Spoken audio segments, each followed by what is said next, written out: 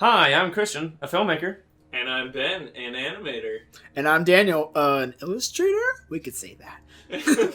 And welcome to the Up and Coming Artist Podcast. End scene.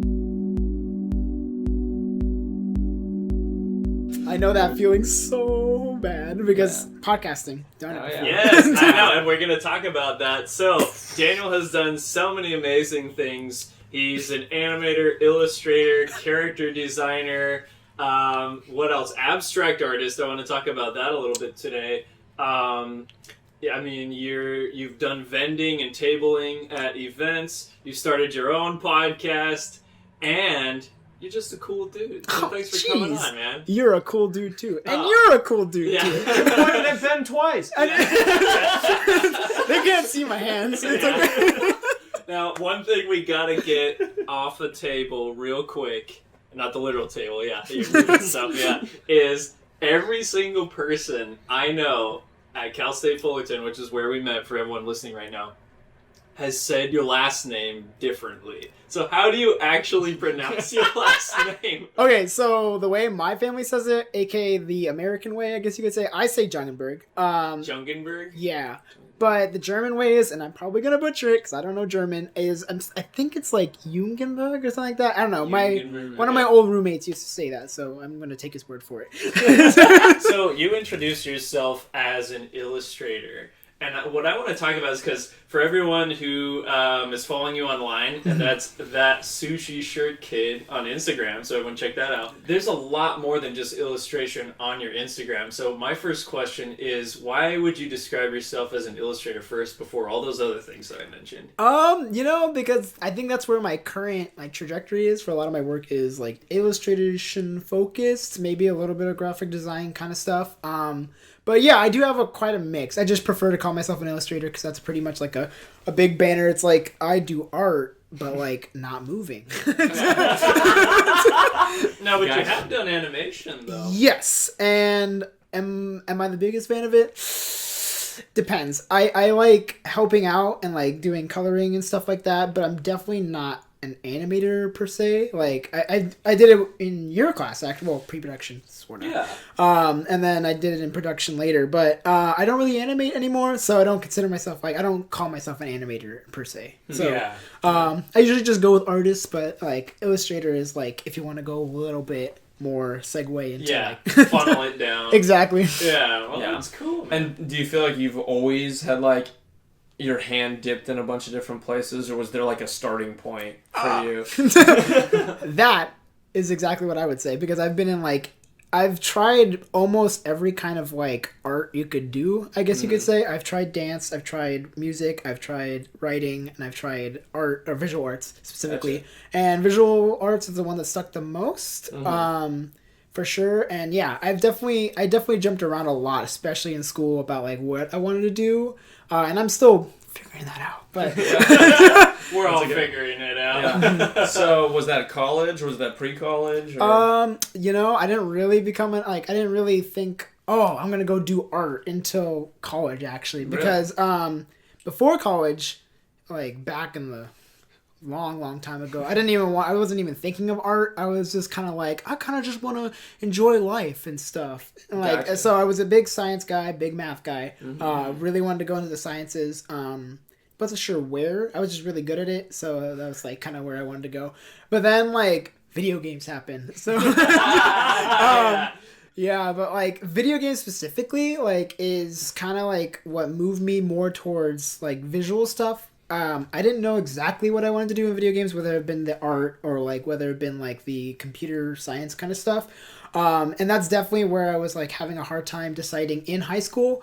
I really only took one art class throughout all of high school. And it was alright. I mean, it was just your basic visual, we're gonna paint everything. And, or we're just gonna mess with a bunch of different mediums. There were numbers on the page. Basically, you're surrounded by a bunch of non-artists who are just we're just taking this class because we need to do something. That's not theater. So But yeah, I definitely like more after that class specifically. I was like, okay, maybe I do want to go more into visual arts than the science stuff. So I went to I looked at a bunch of different schools. I looked at UC Santa Cruz, a couple schools in Maryland, and a school in South Dakota, and then. Wow. Those schools I saw first, and then my aunt was like, "Hey, there's a school called Cal State Fullerton. You should check it out." And I was like, "What the heck is Cal State Fullerton? I don't even know what that is." So I look it up, come and visit. Seems like a really cool place. I get in first year. Wow, that was hard. I had this 2D design class that I like barely passed. If I hadn't taken that class though, I wouldn't have pushed myself to be better, I guess. Because like I got consistent C's throughout the whole entire class, and like I didn't know what I was doing, and I definitely didn't have the skill like just yet. And I could tell maybe the class could have been easier, but that's just me. But as I moved on, I got better. Still didn't do so hot in classes per se, but like towards the end of my college career, where I met Ben, because I met you in pre-production, I think. Yeah, that's where we started to hang out. I think we had a life drawing class together, but we weren't hanging out back then as much. So anyway, we forget about that. I forgive. There's so many life drawing classes I don't even remember anymore. Yeah. But pre-production specifically, that class, Yeah. I learned like a ton, especially that I knew that I didn't want to do storyboarding. That's awesome, man. So I think what's great about having you on the podcast is you've literally done all the different areas of art. I mean, not to throw you back into animation, but another class that we had together, you were doing some 3D compositing stuff, I believe, for Tien. Tien, who's been on an episode before, glass blowing. Shut up. Yeah. So one thing I did want to ask about, because I kind of cut you off when you were talking about video games, No worries. and that there was two different areas that you were looking at for video games, the programming side and the art side. So was it about those things that drew you to them, and like what games drew you to that kind of area of art? There's a lot, but I mean, what drew me specifically, I think, was obviously the visuals more. It was just like, okay, do I want to go more like practical? Because I was that guy who was like, oh, computer science is definitely gonna do better than visual arts. That has a future. Yeah. And whether or not that's wrong or right, I mean, that's up for you to decide. But it's definitely more the visual stuff.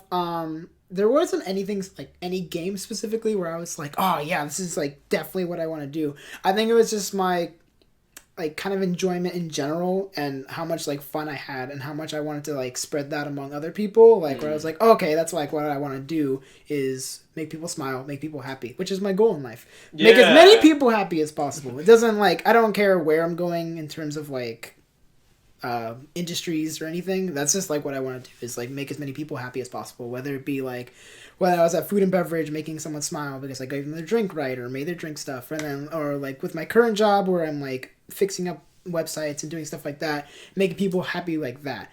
I think though Pokemon is definitely like the forefront, like the game I probably played the most, the series I've played the most, and like I guess the visual style that I tend to like mimic per se, or like I like to use a lot. I like to draw a lot of Pokemon stuff just because like I love the character designs a lot, and I think that Nintendo and the Pokemon Company know what they're doing in terms of like making designs, and I think that's really, really, really cool.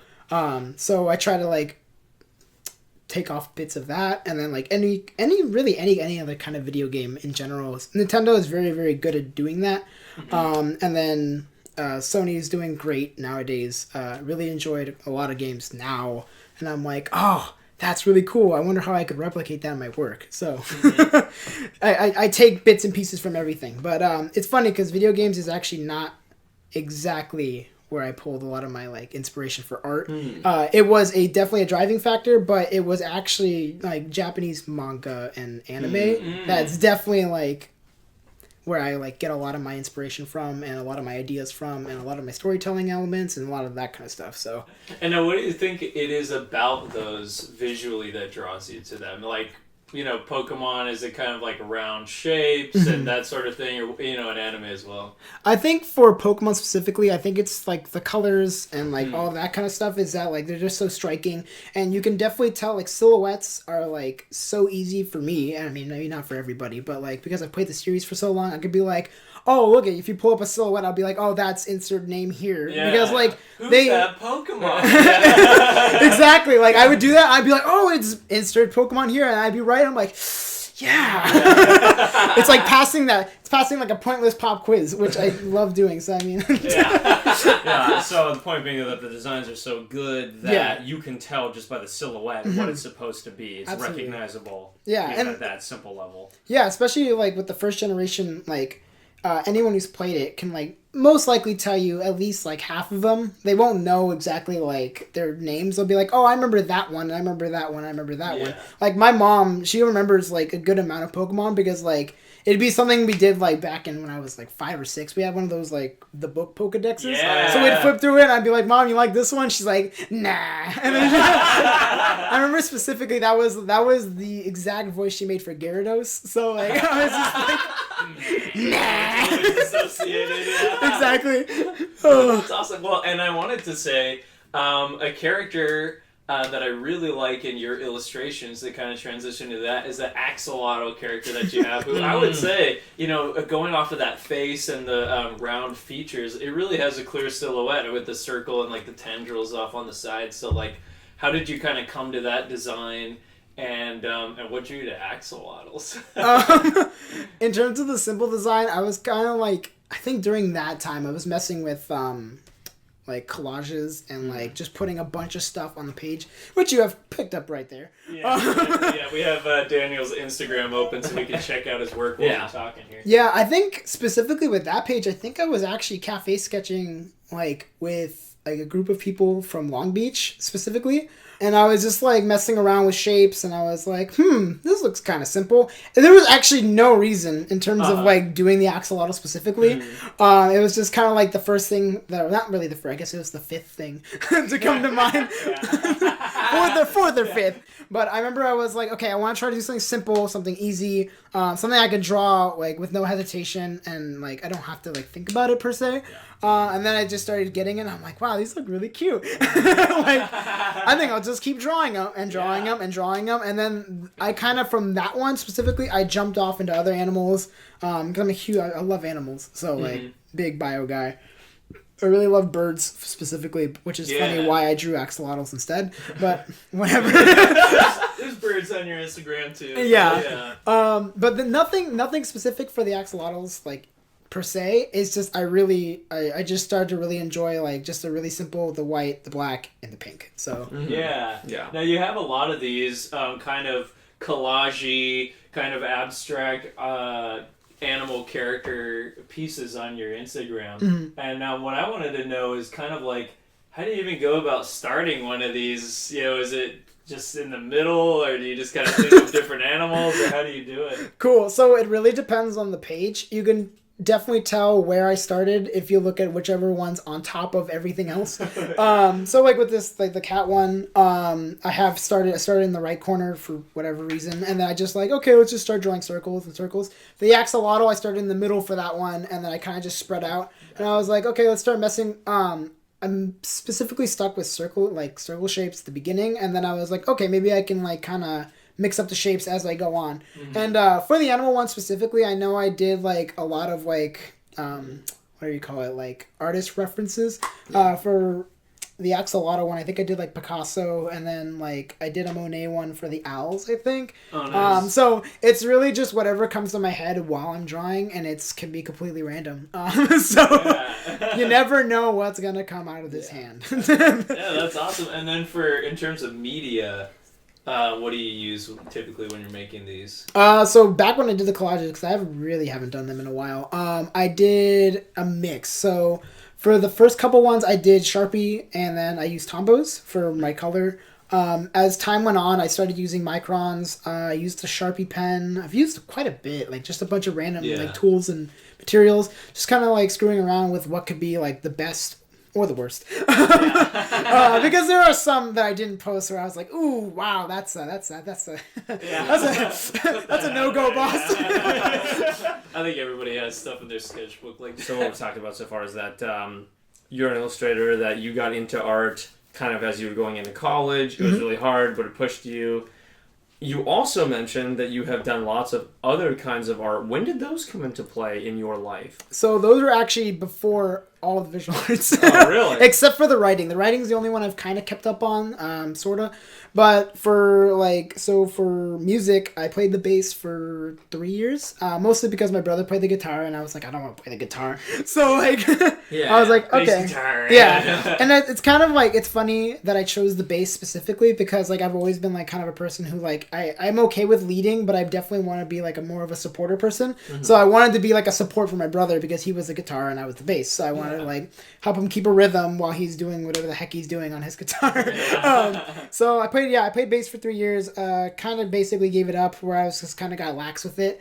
I was good enough, but I didn't want to like pursue it any further. Mm-hmm. So I gave my bass to my brother and let him enjoy it, which is kind of where I get my big like music thing. Yeah. Well, like you said earlier, like bringing joy to other people. Yeah. And then for like theater, I did it for 5 years back in 4th grade through 8th grade. Wow. I was in 5 musicals and 3 shows, I think. Like, just 3 normal theater plays. And those were really fun. And it's not something I wanted to give up, per se. Like, I really, really, really, really loved doing musical theater. Thoroughly enjoyed just doing dances, doing music with, like, a bunch of random people or a bunch of my friends. Mostly do them with school. I should probably mention that. But it's definitely something I wish I didn't give up, but, like, I'm okay now where I'm, like... Yeah.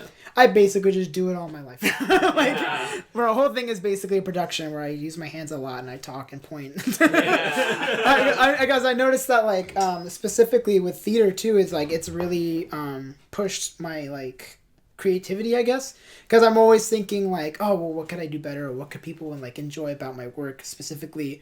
Whether it be, like, oh, well, this is what I want to do next. Like, I always have an idea just lined up for like the next thing, which is why I post so often, I guess. For writing, oh man, writing's been with me forever because like I've always enjoyed writing. I'm a pretty fast writer. I kind of just like don't proofread anything, and I just kind of knock out random things, random stories. I've written a couple of stories. Currently working on a screenplay for a TV show. Oh, nice. So that's fun. But it's funny because now I just thought about like a comic that I did write. I think I was telling you guys like a while back. It was you, Dave, and a couple other people. Where my friends and I we drew. I've been drawing forever, but I didn't consider it to be like something. It was like a hobby, not really like pursuing for a career. So my friends and I we had this thing called like the comic book club. I think is what the comic book club. None of us read comics, but we all drew them back in 5th, 6th grade.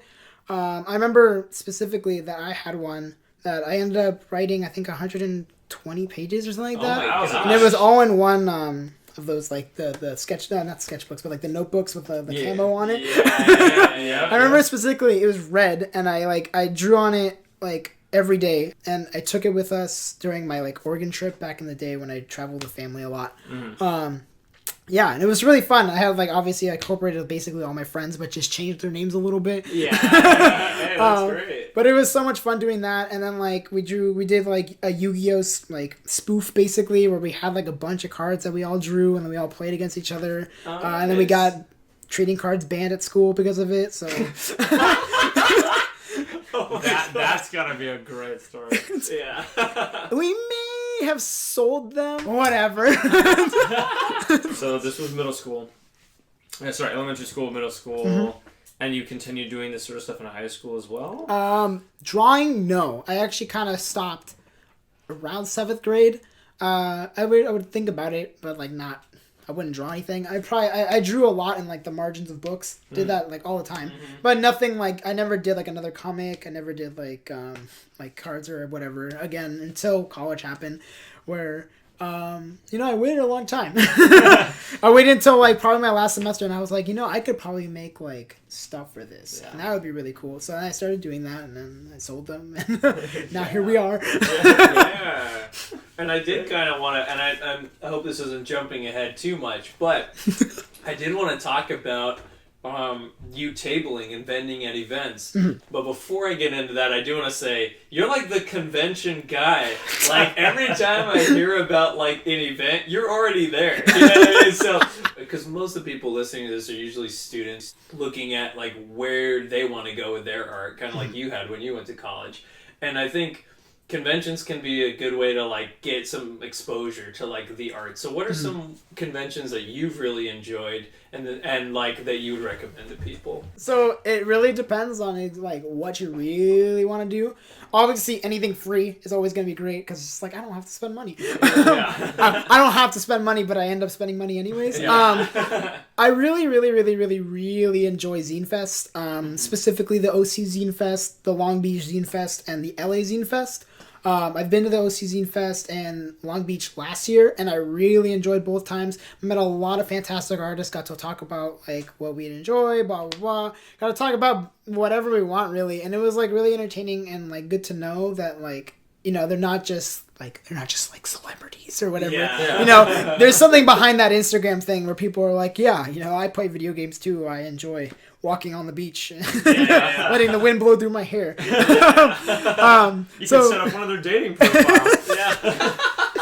So it's really entertaining to go to those conventions and like understand that kind of stuff and like being able to learn specifically too, like what you want to learn, right? So for me, I always wanted to know like where do I want to print my stickers? Where do I want to get zines done? How do I get my zines done? So I would ask specifically at Zine Fest, like, oh, how did you go about making your zines? And then they'd go about it, they'd give you the process, and I'd be like, oh, that's really cool. Who did you print with? And they'd be like, oh, blah, blah, blah, blah. So I'd always write that down. I keep track of it.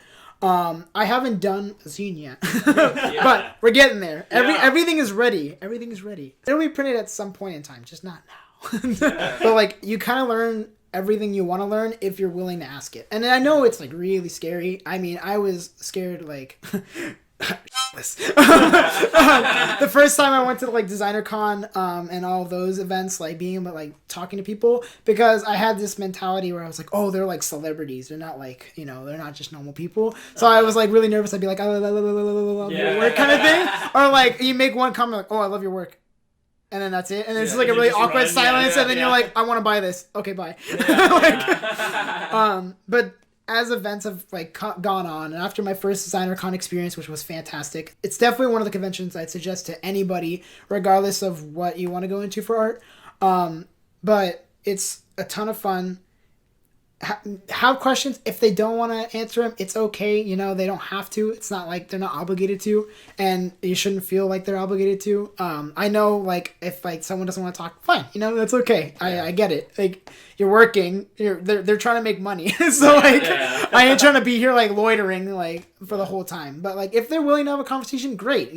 Ask them what you want them to ask. But going back to your question about conventions that I suggest to people, I'm definitely gonna suggest it because you guys were just there. But Ground Zero Animation Expo is a wonderful convention run by the marvelous Eva.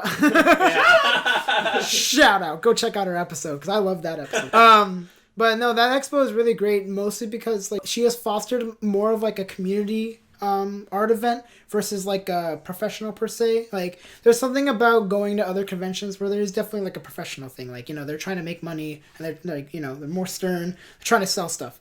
While at Ground Zero, like those people are there to like just enjoy the convention, to talk, to like have a good time. So it's like, it's definitely a completely different experience from every other convention I've been to, and I really, really like Ground Zero. I've been twice now, and I hope to table next year. So and for everyone who's interested, the signups just went up like yesterday or something. So I think so, yeah. At the recording of this podcast, because when this comes out, it was like a month ago. Yeah, they all filled up. It's too late. If you haven't gotten it yet, spoilers. Well, that's awesome. And now I wanted to get back into it. So you've tabled at several events now. Two. Okay, two. Two is more than one. It's true. More than we have, that's sure, double. So what was your experience like, and what were those conventions? Cool. So one of them was more of like a kind of like a meet. I don't remember what it was called. I know it was at a brewery. Table with my friend Jake Lemke. Shout out. Gosh, so much shout outs. Yeah. I just meet a lot of people. He hit me up and he's like, hey, last minute, but I know it's last minute, but like, do you want to table at this? And I'm like, sure, yeah, I've got some stuff. Go for it. So I went. it wasn't like super crazy. I wasn't expecting to sell much, but I definitely learned what I wanted to do for my tabling experience for the next time, right? Because I was like, okay, well, my setup, there are like 3 things that I feel like are really, really important regardless of what convention you're going to. And that's how visible are you from afar? How visible are you up close? And then how is your merchandise laid out in a way? So everything for me was kind of just lying on the table. Yeah, the table. Yeah. And no one could see that. Like, it's just like, oh, look, there's somebody over there sitting and they got some stuff in front of them, but what is it? Like, they don't know. Right. So I kept that in mind for TitanCon, which was the first actual convention that I tabled at. And when we got there, definitely everybody could see us, and we were in a really good spot in terms of like where we were set up. We were like right at one of the exits. So no matter what, everyone's going to either see you, or they'll be like, oh, look, it's a table. That's cool. That was a super fun convention. It was really hot. That was like it was really hot outside, and it was really windy. So like I was watching a lot of tables get like blown over, and like a lot of people's merchandise was flying everywhere. I'm over here borrowing Jake's like bookcase looking thing, and I'm just like, oh yeah, whatever. Nothing's blowing over for me. So then everyone's like, hey, that guy still has art up. Let's go check it out. And it's funny, especially with the Axolotl, that was my best selling product for sure, like by leaps and bounds. And it's interesting to keep in mind that not everything that's like super detailed is going to sell well. It really just depends on the appeal of it. So with the Axolotl, it's really simple and it's really cute. So that's like something that people are like, oh my gosh. And they know exactly what it is as soon as they look at it. Well, at least most of the time. I did get people that ask like, what's an Axolotl? And I'm like, it's an amphibian. Put on my science lab coat. Let me tell you. But I definitely want to do more conventions. I've signed up for like basically all the ones that I want to sign up for this year. So let's hopefully make into those. And what are those, just for people who are be interested? Yeah, so I signed up for OC Zine Fest, Long Beach Zine Fest, Pomona Zine Fest, GZA, obviously, but that's for next year. And once LA's open up, I want to do that one too. So the Zine Fest? Yeah, the LA Zine Fest. So we've talked about your transition from the performing arts into illustration. And then kind of into the visual arts. We've talked about how you have currently been trying to sell yourself as an artist, tabling, hustling, doing what you can. So from there, like, what is your goals ahead, like short term as well as like long term? Cool. So I definitely mentioned my long-term one, which was, make as many people happy as possible. Depending on where I want to go with that is completely up in the air right now. It could be that I want to go more into like animation industry per se. Although I'd rather much be like a production, like on that side. So production assistant, a coordinator, or something like that. Because I kind of want to do art for myself. If that makes sense. I know a lot of people get burnt out a lot, and it's very like, it's more often than we probably would like. But I definitely would rather keep like doing art for myself than like keeping it like low key and I couldn't really tell people about it. It's like I want to share my art with the world, regardless of how many people like it, how many people don't like it, doesn't matter. I just want people to know that like, it's kind of what an artist does. They go through highs, they go through lows. They'll have bad art, they'll have good art. I know I have a lot of bad art. We're all there, But you can't get good art unless you do bad art eventually. No one's like, oh, I'm super good, like right off the bat. Like every single famous artist, infamous artist, whatever, like they've always started out somewhere. Like whether they'll just be drawing a line or drawing on the sides of their books like I would, or drawing comics or doing whatever. It's always different for everybody, and that's like really cool for me. For a short-term goal though, I think tabling at more events for sure. I would love to table for Designer Con at some point within the next 2 years. But I want to start creating also like more of my brand because everybody knows me as that Sushi Shirt Kid if they don't know my name. Or they can't pronounce it like us. Like most people. I always get so excited when people say it right. But like Designer Con would be really great. I want to start like doing clothing specifically. A lot of people were like, oh, you should do button ups, or like, oh, you should do like a full art thing like a lot of my button ups are. And it would be great. None of my designs right now are like catered towards that.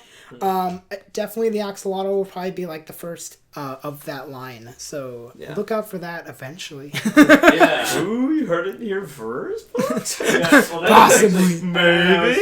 Forgetting about it a second ago, but that is something I wanted to get into on your Instagram as well, especially recently. We've got kind of some fashion drawings almost. Well, like, bam. Yeah, no, I think what you're doing right now I think is really cool. It's something I want to talk about since we're talking about kind of the future and where you're going with art. Of course. You've been putting up more abstract art, which I do want to get into in a second, but you're also doing abstract with like figures, like the human figure in there with like kind of pop clothes. So like what influenced you in that and like how's that going in the future? So I currently have 2 like series that I'm doing. One of them is K-pop fashion. So I really like Korean pop music, and their music videos are always like super flashy, super colorful, always weird stuff happening. But something about like the fashion specifically with those music videos has always been like fascinating to me. And I always told myself, hey, you should probably do some art for it, or like, check it out and like practice or something. And I'm always kind of sitting here like, yeah, you're right. Shrugs. So I finally took the plunge. I started doing them more often. I started with a Very Nice by 17 because I really liked what they were wearing specifically, which was like this like just really basic kind of dress shirt with pants and then like suspenders, and I really loved the dances to it too. So I wanted to capture both the dance and the fashion together because I feel like it's a nice mix of the arts. And coming back from like my dancing thing where I'm like, oh dude, I just love people dancing. It's really enjoyable to me. So I wanted to portray that with the current series, which I posted one yesterday, I think. Throwing it back to the zines, people were saying like, hey, you should make that one into a zine too because it's like it's a collection that you already have, and I'm like, okay. So I might do like the heavy lighting that I would do on the like a couple of them because I post them in batches. Like I usually have like there's 2 to each of the K-pop ones, where one of them is like your basic lighting and the other one's more like intense in terms of like whatever I'm doing that has nothing to do with the music video. It's just kind of me messing with lighting because I've never really done that in 2D. I've always done it in 3D, so I really wanted to experiment with it, and I'm definitely getting better at it, which feels nice. That's awesome. So it's been really fun experimenting with colors specifically, and everyone's always like, wow, you're really good at color, and I'm like, I'm BSing it most of the time. Figuring it out. Yep. Well, and that is actually what I want to transition to, if you don't mind, is these color abstract pieces that you have. And on your Instagram, I don't know what they're called, so I'm just kind of clicking around here. Yeah, no worries. But, like, they're really fun, and there's some that you have kind of as patterns, like you were talking about the clothes earlier, like doing a clothing line. Like, you definitely have some, like we're looking at one right now. It's a blue and red kind of a shape. Almost, I don't know, boomerang, kind of a bean shape kind of going around. And like, and the one right next to it, really dig this one. You got kind of like strands of color with different kind of textures in it, radiating out from like the right third. So like, how do you even go about making one of these pieces, and what kind of inspired you to do it? So it's really funny because when I knew that you were probably going to ask that question, and the answer is, it just kind of happens. Yeah, gotcha. Most of the time when these happen, it's mostly like, okay, well, what color do I want to work in today kind of thing? And I'm like, all right, let's just start drawing stuff. So that one specifically, the one that we're looking at and you can't see, I'm sorry people. Yeah. It's, if you've seen it, it's the one with a bunch of shapes and a bunch of squares. It probably says something like, I kind of just mess around with shapes and color. And that's not a lie. Yeah. With that one specifically, it's funny because that one actually started completely different than what it looks like now. I was doing a bunch of lines and I was like, this is kind of a good idea. And I started doing it and I'm like, this is not a good idea. So then like... the best way to make art. Yeah. So then I reset it and I was like, okay, well, what if I like keep everything to just like certain shapes and certain designs? So for that one specifically, I was like, okay, well, I really like shapes. So let's start with basic shapes for like the left side because I worked from left to right. That's why it goes from like circle, square, and triangle, and then you start getting into more organic shapes like tiers, T's, like kind of like blood or whatever. I don't know what I was doing with that. And then like kind of like this more spiky like thing. And I don't know, that's how my brain works. This is really weird, especially with the newer ones nowadays where those are more influenced by something that I've watched or something that I like enjoyed. Like the first of that one, I watched a movie called Lure Over the Wall, which is a fantastic Japanese animated film from 2017. And it's like super colorful, super bright, and I wanted to use the colors from that one. And I was like, okay, well, let's see, what can I do? Because like I really like the abstract colors that they do. I really like the abstract shapes that they use. So I'm gonna kind of like use those shapes, but make it my own. So I did that for the first one, and then I made like 4 in a row, and I was like, oh, these are all pretty decent. I don't try to spend a lot of time on them either, because I want to just kind of knock them out and see what happens. I definitely like some more than others, obviously, but I wanted to like show that like I kind of go through like exactly what I'm working on, especially with the abstract ones. I post them in the order that I drew them in, so like they're not like fixed, like they're not like, oh, I like this one the most, and then I'm gonna put like the worst and then like the best to worst kind of thing. It's just kind of like, okay, this is what I worked in, this is what I came in next. And it's always something different too. Like I explained with the first one, Lure Over the Wall was a big thing for that one. For the second one that I posted, which was like a pink or like a purple looking thing with a bunch of blue on it, I was going for like a person touching or like floating over clouds or water kind of thing. So that's why it kind of looks like hand. It kind of looks like a hand vaguely, and there's like this blue color to it and like fun stuff with that. After that, it just was just like, oh, I'm just gonna kind of mess with shapes and color. And now we talked about earlier your kind of collage-y character pieces with animals and stuff, and you're using like microns and other markers for that. Yeah. So for these abstract pieces that we're looking at now, what do you use to make them? They are fully digital, so there's no. I don't do any traditionals for those. I haven't really been working in traditional recently. Mostly because I'm like really excited to work digitally, and like I'm really enjoying how my digital work is looking right now. And a lot of my traditional work right now is kind of just like practice. So I'm doing a lot of sketches for like people's faces, portraits, all that stuff like that. Because one of my biggest weaknesses in terms of, for me, at least for my art, I've always found that I'm not very good at the human anatomy, even though I've studied it about 5,000 times. Like I can't, I get really stiff in terms of poses or in terms of like the face. I can't like, I can like understand what I want to draw, but I can't draw it per se, if that makes sense. So I'm not really like forcing myself to do faces for my digital work. I've been kind of like using like references, which you should always use. Don't act like it's a weakness or a crutch. Everybody does it. Professionals do too. But for especially with like the K-pop ones, I would go off of what the music video, like what their face was looking like at that time, and then I'd push it. So like I'd be like, okay, what can I do to make this look like more exciting or more interesting? Because most of the time they're just singing the song, so like, you know, they're not like just like or like So I was like, okay, well, what if they're like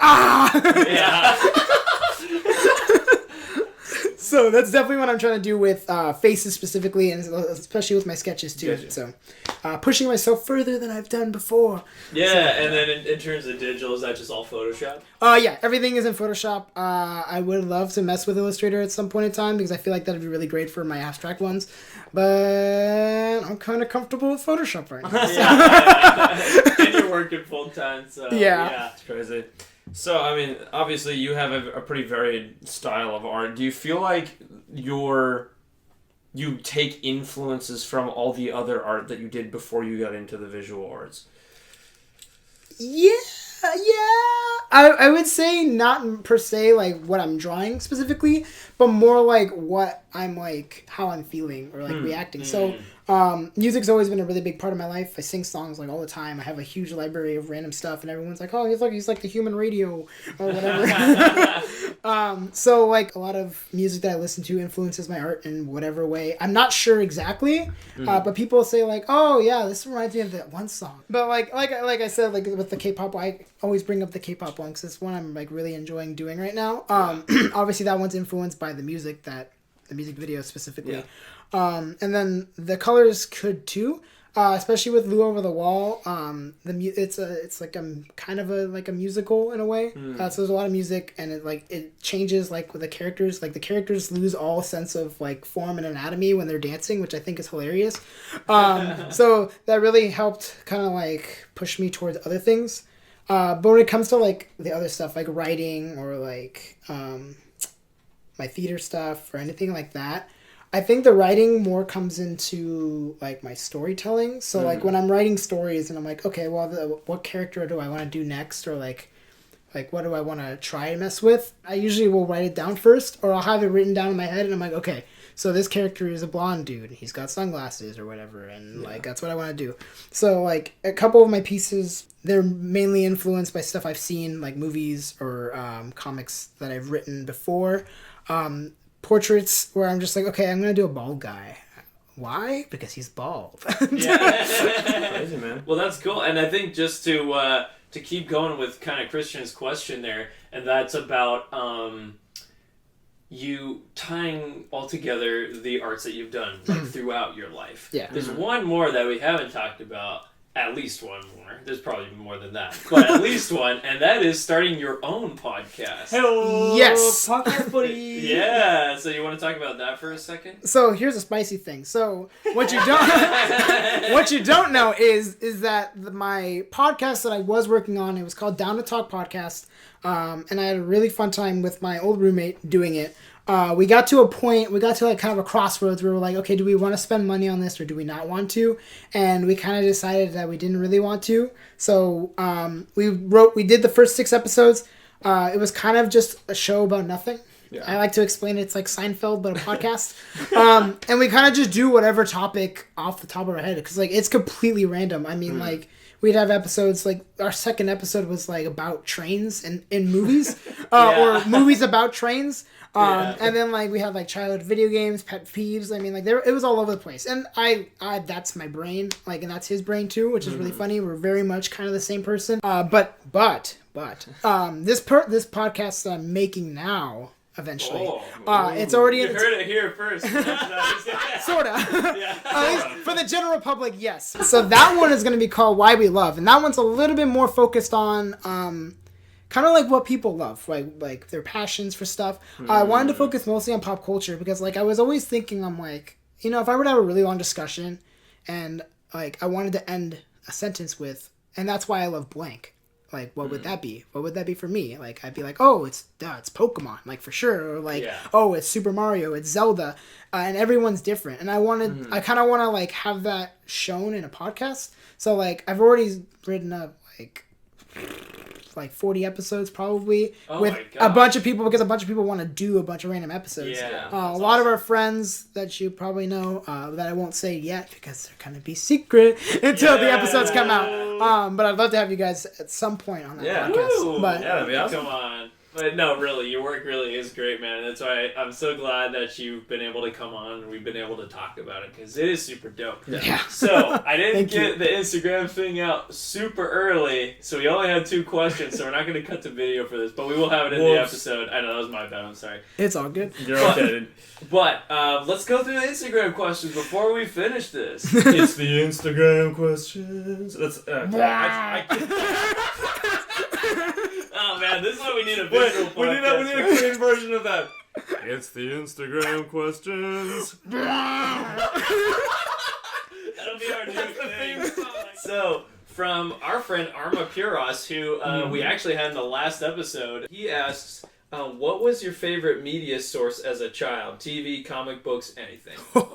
Okay, so I would say early childhood, it's definitely video games. I've always been playing it a bit. I started with Pokemon Gold when I was like 4 or 5. Totally messed something up on my brother's account. Lost my starter. But that's a completely different story. But for like the mid-ish time, I would say around 2000, it was either 5 or 6. As when I started reading manga, I remember the first thing I got, which was it was a Shonen Jump thing. September 2005 or 6, and I remember it was a blue cover, had Luffy from One Piece on it. I remember exactly, like I remember it because I read it so much. Like that thing has been beaten to death. And I know where it is, but I definitely don't want to look at it again because it's probably all like nasty and gross. I'm pretty sure I spilled like juice on it or something. Because I was just like, I'm so excited. Oops. because I'm really clumsy. But It's like been through war. yeah, Oh, you poor thing. but ever since then, I just started collecting them, and I've been collecting ever since. And I have like a way too large collection that's reaching a ludicrous amount. But I keep track of it, so I'm almost at 1,000. So we'll go. Wow! Oh my Well God. done. Yeah, it's different mangas. Wow, yeah, that's crazy. Well, let's go. And then our second question from our friend Love It 1123. How does it feel to be a super cool person? savage. You heard it here first, folks. I don't know how to react to that. Well, we can tell you because we know you, and it's awesome. And what you're doing with your life goal, you've done for us on this podcast. You made us a little happier. Yeah. Oh, gee. Yeah. No, but seriously, thanks for coming on, man. We've wanted to get you on forever, as you know. We finally made it happen. Yeah. And we'll have to do a video one next time so we can see some of those sick dancing skills. Oh, jeez. Yeah. And that sweet sushi shirt. That's right. And so that's our last question and transition out of this podcast is where can people go to check out your work? Yeah, okay, so for my art, specifically my visual arts, I post on @ThatSushiShirtKid on Instagram. It's where I post most of my stuff. If you really care, I have a Twitter that I do post art on, but I also retweet a lot of pets and animals because that's my other passion. So like, if you want to follow that, I think it's @SushiShirtKid because it was too big to have the whole title. And then for the podcast, when it does eventually come out, it's gonna probably be called Why We Love Podcast. But as of right now, the name is pending. So if you want to follow the current account, which is @down_2_talk_podcast, you can check that one out. It gets followers every day, and I don't know why, because I've only posted once, and that was like way too long ago. So. Once again, thank you, and we're looking forward to seeing you at those conventions. And so for people who maybe were zoning out in the middle of that podcast, what are those conventions that you're going to be tabling at? Cool. So if I get accepted, you'll probably see me freak out on Instagram or whatever if I get it. If everything goes and I get into every single one, it would be the OC Zine Fest, it's going to be the Long Beach Zine Fest, and then the Pomona Zine Fest. I believe it in that order. It's great. Super. Right on. Any last words to the beautiful listeners? You'll never take me alive! And that concludes our interview with Daniel Jungenberg. I just like saying his last name now that I know how to pronounce it. But seriously, everyone, do check out his work online. It's @ThatSushiShirtKid on Instagram. And while you're on Instagram, check out these epic artists. So we've got this week Elizabeth V, who goes by @SomeSquidInc on DeviantArt. So hop on over there if you're on Instagram. And then if you're still on Instagram, check out Katerina Coronado. Does some awesome animation. She goes by @KatiaCoronadoArt. They're on Instagram. We've got Milo. That's ITMEELO. For our man Nathan. He does illustration over there. And then if you're looking for some more animation and illustration, check out @ArtofJohns_Mar for John Marcato's art over there. And then last but definitely not least, Faith Randolph @FafuArt on Instagram for some epic character design and illustration, who, by the way, gave us her business card to act as a sticker on our sign. Hey-o! So if you guys met us at Ground Zero, you know we have a big sign for the Up and Coming Artist podcast that we're slapping all up with stickers. And once it gets full, we're going to take a photo and tag all the artists that are in it. So if you guys see us in the next, I don't know, year, and you've got epic stickers or business cards that you can turn into stickers with the magic of tape like Faith did, give them over to us and we'll promote you guys on the Up and Coming Artist podcast sign. So hope you guys are able to check out all these artists, including Mr. Jungenberg. I'm just gonna keep saying his last name. Check him out online and check out our next episode, which we'll be promoting on Instagram as well, Up and Coming Artist podcast. Thanks again.